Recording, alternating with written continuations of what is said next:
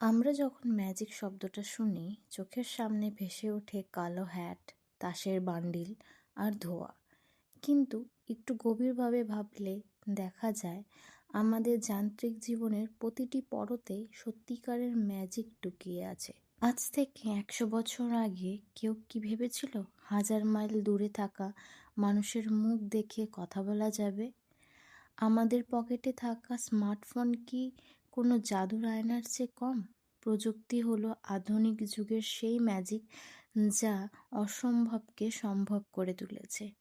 একটি ছোট বীজ থেকে বিশাল বটবৃক্ষ হওয়া, কিংবা শুঁয়োপোকা থেকে রঙিন প্রজাপতিতে রূপান্তরের চেয়ে বড় ম্যাজিক আর কি হতে পারে?